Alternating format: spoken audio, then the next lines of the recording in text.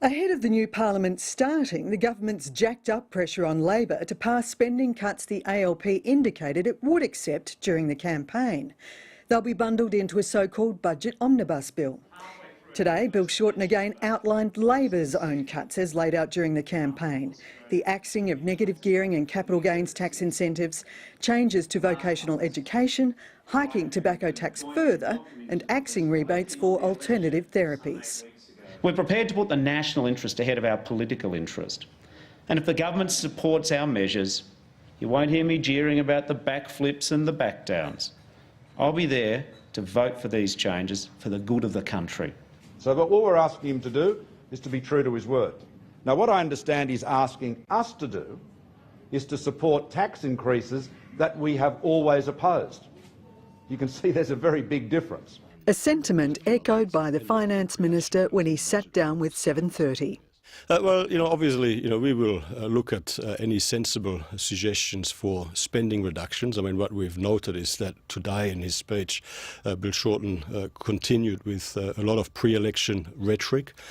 He doesn't seem to have realised that the election is over. Mr Shorten is offering a solution on superannuation, a policy some government MPs have threatened to cross the floor over. Labor will agree to the government's $500,000 lifetime cap on after-tax contributions, but it won't agree to backdating it to 2007, saying it should apply from this year. The opposition's proposing to lower the threshold for high-income super contributions from $250,000 to $200,000, but it's refusing to back other changes, suggesting they'll open up new loopholes. Mr Shorten says Labor's measures would save $1.7 billion over the 4-year budget cycle. It's not about a short-term budget fix, it's about a long-term budget plan. In that spirit, I spoke briefly to the Prime Minister this morning and will be writing to him, urging him to accept Labor's measures in the constructive spirit that we offer them.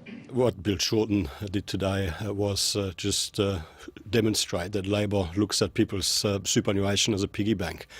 He was proposing a revenue raid. He wasn't proposing reform of superannuation to make it fairer and more sustainable. But what does it say that the government's having to negotiate this package, something that you outlined in the budget, with your own backbench even before Parliament starts? We're just following a usual proper process. We're doing precisely what we said we would do before the election, and that is to consult on the implementation arrangements in relation to what is a very comprehensive package. Ministers are also consulting government backbenchers on dealing with the banks, following pressure from Labor for a Royal Commission. There is a mechanism in place right now through the Financial Ombudsman's service.